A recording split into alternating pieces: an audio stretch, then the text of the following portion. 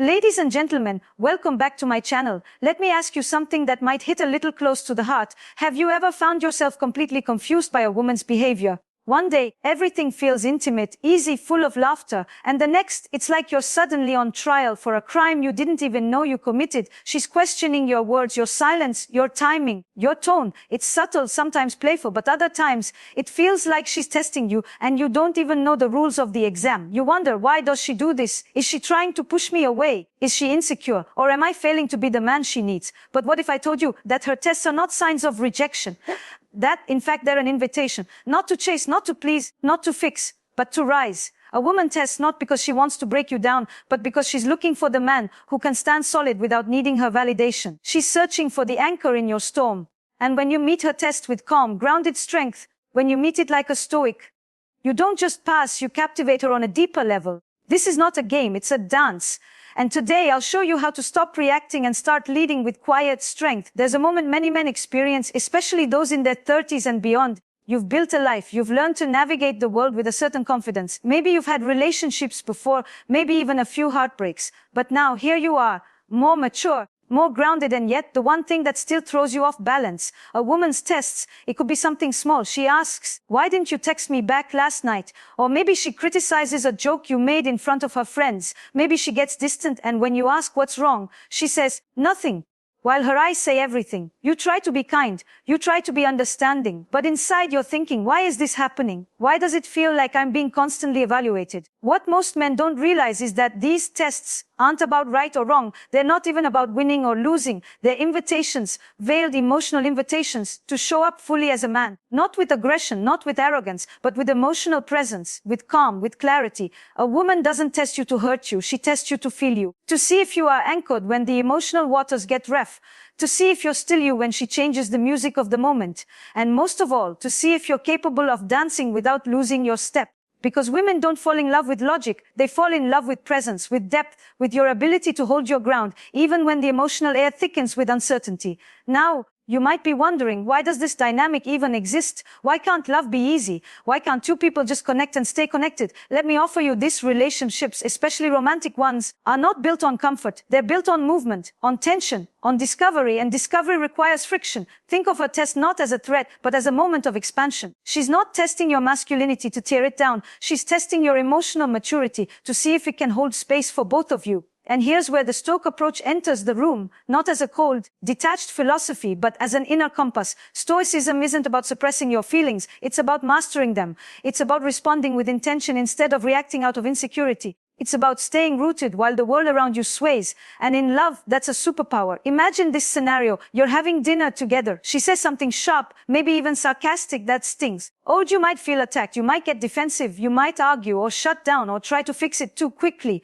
But the Stoic in you, he breathes. He notices his reaction rise. He doesn't deny it, but he doesn't let it lead. He meets her eyes not with frustration, but with curiosity. He asks what's really going on, not to win, but to understand, not to dominate, but to anchor. And in that moment, something shifts. Her guard softens, her need to test dissolves, because now she sees you not just as a man, but as a mirror, one who reflects stability instead of chaos, one who invites emotional safety through his presence, not through control. This is the first truth many men miss. A woman tests you when she's uncertain of your center. And the test is not to prove you're perfect. It's to feel your posture, emotional, mental, and spiritual. Are you reacting like a boy who's afraid to be unloved? Or responding like a man who knows his worth and offers love without fear? Let me share a story with you. A client of mine, let's call him Daniel, was in a new relationship with a woman he deeply admired. She was smart, emotionally expressive, and passionate, but she would often throw what he called little emotional grenades, comments about his past, his lack of vulnerability, or even playful jabs about other men. He came to me frustrated. I feel like I'm constantly under attack. He said, I never know what version of her I'm going to get. And I asked him something simple. Are you trying to control her behavior? Or are you trying to understand what she needs from you emotionally? He paused. He hadn't thought of it that way, because the truth is, behind every test is a question she's too vulnerable to ask directly. Can I trust you with the parts of me that I haven't learned to love? Daniel began to approach these moments differently. Instead of getting defensive, he started listening, not to her words alone, but to the emotions underneath them. When she questioned his choices, he didn't collapse into guilt or explain endlessly. He listened, he slowed the moment down, he stayed. And what happened? She stopped needing to test because she started to feel safe. This is the second truth: women test men not to find flaws, but to find certainty. She wants to know that when she shakes the tree, your roots go deep. That when she changes tone, your integrity doesn't flinch. That when she brings chaos, you respond, not with more chaos, but with quiet power. Now let's talk about the pressure this creates for many men. The feeling that you always have to perform, that you're being measured, that love is conditional on your behavior. It can feel exhausting, even unfair. But I invite you to look at it differently. What if the test isn't a burden, but a gift, a sacred moment of intimacy, where she's asking, can you really see me, even when I'm not easy to love? This is where emotional endurance matters more than emotional perfection. She doesn't need you to have all the answers. She just needs to know you won't disappear, physically or emotionally, when the emotional terrain gets hard to navigate. Because let's be honest, real love isn't built in the honeymoon. It's built in the tension, in the misunderstandings, in the choice to stay when walking away would be easier. When she tests you, she's not looking for the man who can charm her. She's looking for the man who won't collapse under the weight of real intimacy. A stoic man doesn't run from these moments. He leans in, not to control, not to correct, but to connect. He doesn't raise his voice to be heard. He raises his presence to be felt. He doesn't avoid conflict. He learns to navigate it with dignity. And when you live this way, not as a performance, but as a lifestyle, you create the kind of love that lasts, a love that feels grounded, passionate, and profoundly safe. Because ultimately, she's not testing your masculinity. She's testing your maturity. And when you show her that you're not afraid of her fire, you become the place she finally wants to rest. It's a strange paradox, isn't it? The closer a woman gets to you emotionally, the more unpredictable she might become. You've given her no reason to doubt your affection. You show up, you listen, you care, and yet there are moments when it feels like she's pulling away or pushing buttons you didn't know you had. And the more you try to prove you're good, that your love is solid, the more she retreats or presses harder. Let's pause here, because this is where so many men lose themselves. They start chasing peace instead of embodying it. They begin managing her reactions instead of mastering their own. And in that shift, something essential is lost: the grounding strength of masculine calm. Now, masculine calm has nothing to do with being emotionless. It's not about pretending you're unaffected. It's about being the still water beneath the storm. When she throws you a test, not out of malice but out of vulnerability, your calm response is not just about passing it. It's about teaching her nervous system that you are not a threat. You are a sanctuary. That's the third truth. She's not testing your answers. She's testing your energy. Let me give you an example. A woman says, "I don't even know if you care anymore." Now, many men will hear that and immediately get reactive. What do you mean? Of course I care. I do everything for you. How can you say that? But a stoic man pauses. He breathes into the space behind the words. He understands that what she's really saying is, "I'm scared I'm not being felt. I'm scared I'm too much. I need to know you're still here." So instead of defending himself, he might say, "It sounds like something's made you feel really alone lately. Talk to me. I'm here." Do you see the difference? One response tries to end the discomfort. The other opens space for it. This is emotional leadership. And that's what women are looking for, even if they can't always name it. Because in today's world, women are independent. They're strong. They're capable. But in intimacy, strength doesn't mean she doesn't want to feel led. It means she wants to relax into her feminine energy without having to manage yours. She wants to know that she can break down without being punished for it, that she can express emotion without being abandoned. And when you lead emotionally, not by force, but by presence, you give her that gift. Now, some men hear this and think, "So I just have to absorb everything she throws at me." No, that's not stoicism. That's martyrdom. And it builds resentment. Emotional leadership doesn't mean being her emotional punching bag. It means knowing when to open and when to hold a boundary with kindness, with strength, with clarity. Because women don't only test for softness. They test for edge. They test for structure. They want to feel your emotional spine just as much as your heart. Let's go deeper. A woman might say, "You're always busy. You don't make time for me anymore." Now, if you're a high-performing man, this can trigger you. You feel misunderstood. You might be building a business, supporting a family, juggling responsibilities. You're trying, and it hurts to hear that it's not enough. But what if, instead of defending your schedule, you acknowledge her need?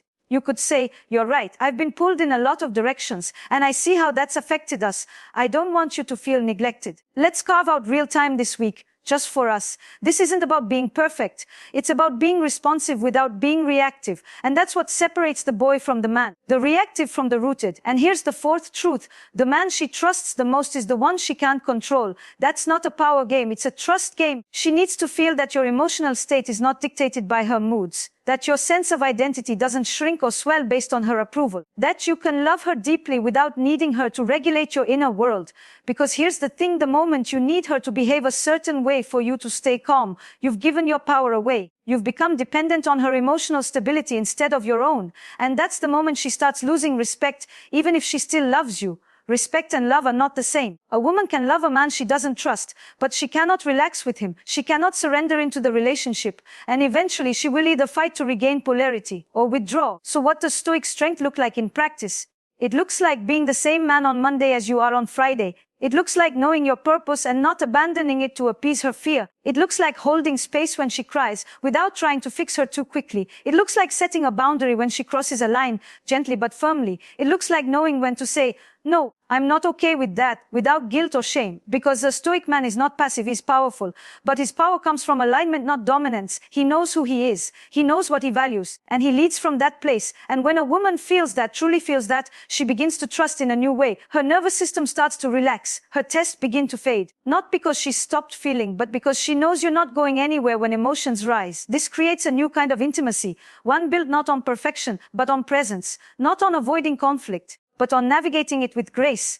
Let me tell you something that might surprise you. The feminine needs friction to feel passion. It doesn't want constant agreement. It wants alignment, but not sameness. It wants the spark that comes from polarity. And polarity only exists when the masculine remains grounded in storms, when he doesn't try to extinguish the fire, but learns how to stand beside it without getting burned. That's what a woman really wants when she tests you, to know that you're not afraid of her fire, that you won't run when it gets intense, that you can handle her, not by controlling her, but by knowing yourself. And let's be honest, this isn't always easy. It takes time to build this level of awareness. It takes emotional muscles that most of us were never taught to develop. It means facing your own discomfort, your need to be liked, your desire to be seen as good. But when you do, when you begin living from that calm, intentional place, everything changes. You stop fearing her emotions. You stop overanalyzing her words. You stop second-guessing your worth, because you realize that her tests are not about your weakness. They're about your willingness to stay present. And presence is not something you perform. It's something you live. So next time you feel tested, pause. Breathe. Notice the impulse to fix, to defend, to argue. Let it pass. Then ask yourself, what would the calm, grounded version of me do right now? Because that man, the one who responds from truth, not from fear, that's the man she's longing to meet. Sometimes the most powerful response to a woman's emotional wave is simply your stillness, your grounded breath, your unshaken presence. Not because you've silenced your emotions, but because you've built a relationship with them. You've become a man who doesn't just survive the fire, he transforms through it. You see, there's a moment in every relationship where the mask of performance falls off, where charm is no longer enough, where surface-level understanding can't hold the depth of her inner world. This is the space where her tests live, not as manipulations, but as doorways. And many men stand before these doors unsure whether to knock, to walk away, or to kick them down. But the Stoic man, he does something different. He listens for the silence behind the door. He waits not passively, but patiently. He knows that rushing intimacy kills it, and that true connection is always earned through presence, not pressure. A woman once told me, I test my partner because I want to feel his edges, not so I can break them, but because I need to feel where he ends and I begin. That's such a profound truth, because women don't want men who dissolve into them. They want men who can stand next to them, fully themselves, not threatened by her emotions, not controlled by her moods, but clear, solid, open. And when a woman senses that clarity, not just in your words, but in your energy, she stops needing to test. Not because she's changed, but because she's finally found what she's been longing for: a partner, not a project. This is where many modern relationships falter. We've been taught that love is about soothing each other's wounds, that we must always validate, always agree, always accommodate. But what happens when accommodation turns into self-erasure? You lose polarity, you lose desire, you become safe but invisible. And she starts testing again, not to push you away, but to wake you up, to say, I miss your edge, I miss your truth, I miss the man who doesn't fold under pressure. So many men, in their desire to be kind, forget to be strong. And so many women, in their desire to be safe, forget to stay open. But love lives in the balance, in the tension between structure and surrender, between fire and stillness. And that balance is cultivated, not gifted. It requires intention. Imagine you're in a conversation that starts off light but quickly becomes emotionally charged. She says something like, you never really listen to me. You only hear what you want to hear. Your instinct may be to defend, to say, that's not true, or to list examples of times you've been present, But what if instead you said, I can feel something in your voice. You want to feel heard in a deeper way, and I want to understand that. I'm here. That moment of reflection, of seeing beyond the surface of her words, becomes a turning point. You're no longer fighting the test, you're holding it. You're creating safety inside the storm. And here's the fifth truth. When a woman tests you, she's not searching for a flawless man.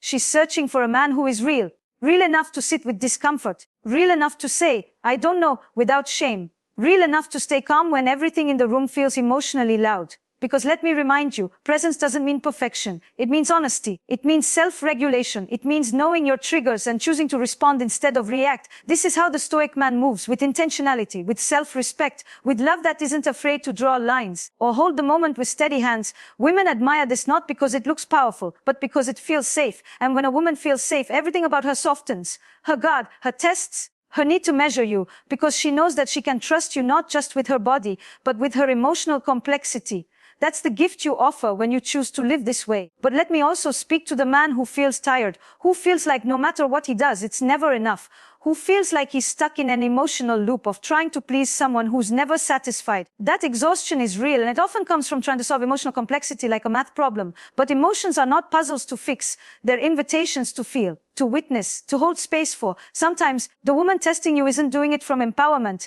She's doing it from pain, from past wounds, from fear of being abandoned, from unspoken trauma. And it's not your job to fix that, but you can choose how you respond to it. You can say, I care about you deeply, and I'm here for the hard conversations. But I won't stay in a dynamic where I'm constantly being criticized or emotionally punished. That is Stoicism with a spine. It's not about endurance for its own sake. It's about discernment, about recognizing the difference between emotional depth and emotional abuse. So ask yourself, is this woman testing me to feel connection or to avoid her own healing? Because not every test needs to be passed. Some need to be left behind.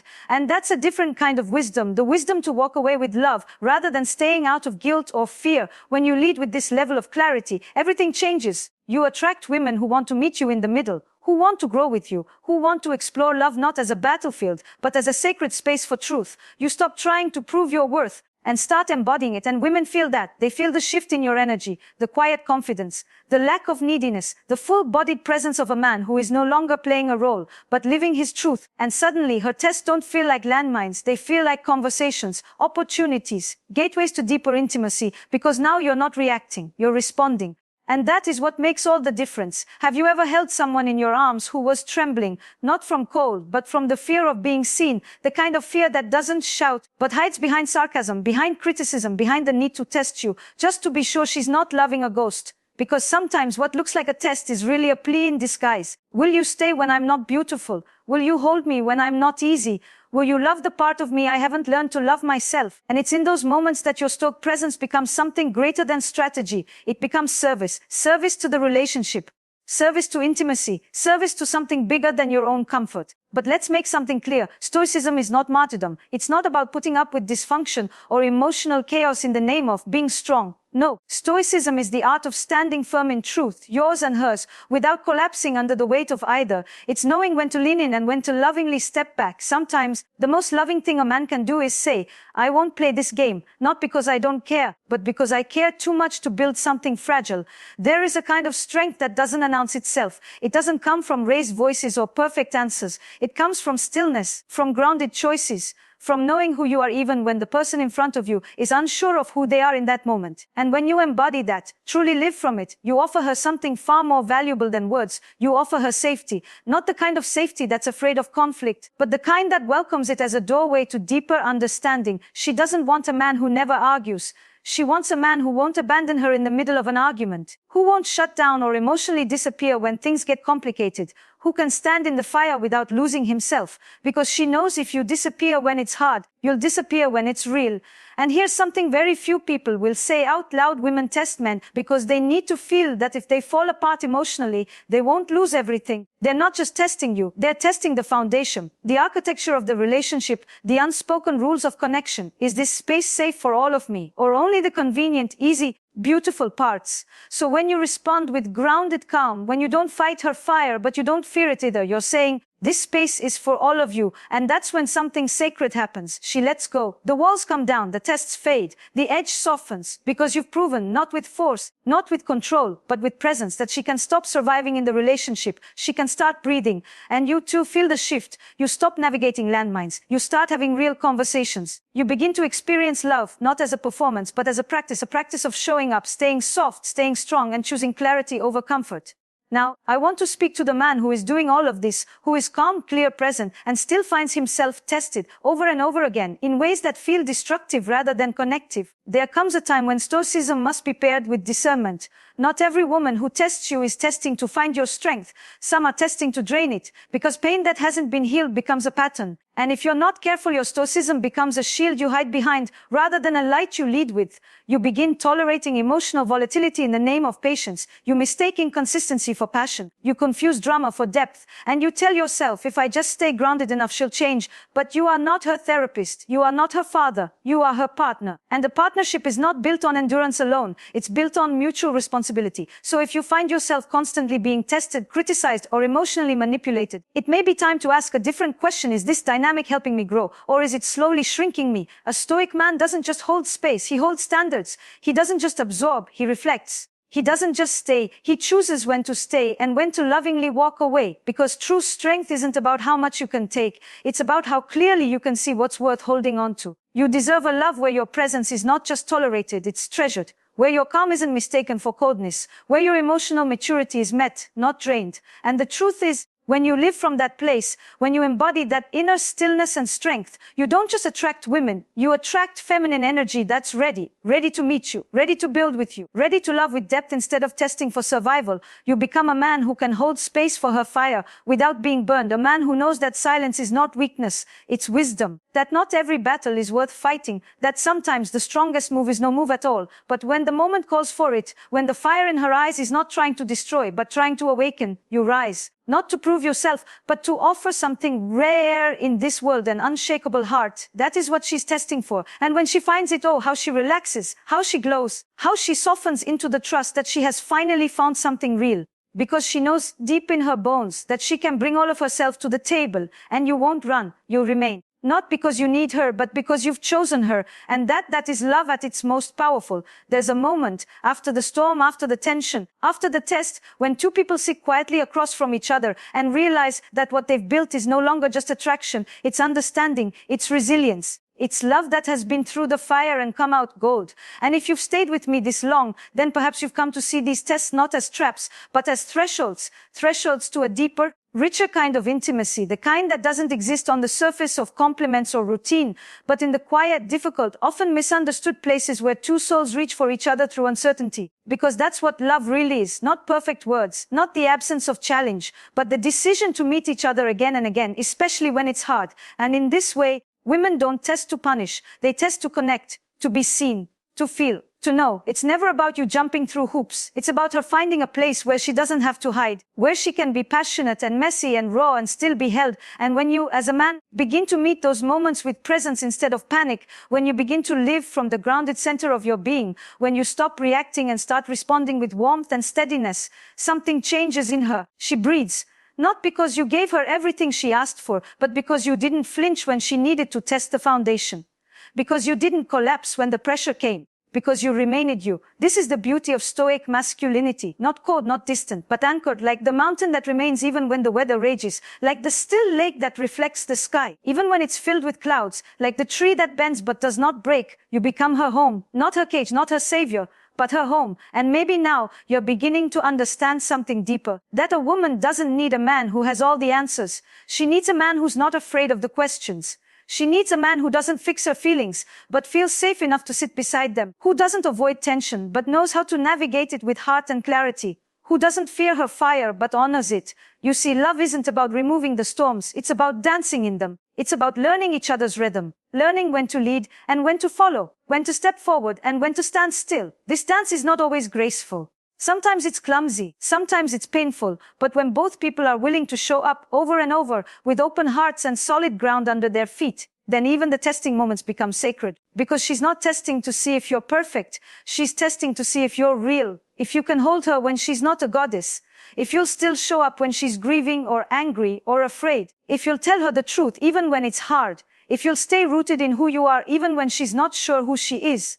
And when you do, when you offer that depth, that presence, that patience, she changes, she opens, she trusts, she offers you a kind of love that cannot be bought, cannot be seduced, cannot be earned through performance. It is only given to those who are still standing after the emotional tide has come and gone. So if you are that man or becoming that man, know this: you are rare, you are needed, you are powerful, not because you control others, but because you master yourself. You are the quiet strength in a world that's too loud. You are the grounded presence in relationships that too often spin out of control. You are the lighthouse, not chasing the ships, not trying to change the sea, but standing tall so others can find their way. And if the woman you love has tested you, be grateful, because in her testing, she's shown you where the walls are. She's revealed the places that need tenderness. She's given you a roadmap, not just to her heart, but to your own maturity. If she didn't care, she wouldn't test. If she didn't want more, she wouldn't challenge you. And yes, not all women test in healthy ways. Some do it from trauma, some from confusion, and sometimes you will have to walk away, not with anger, but with dignity. But when the woman in front of you is worth it, when her fire is not there to destroy, but to refine, then, my friend, lean in, breathe,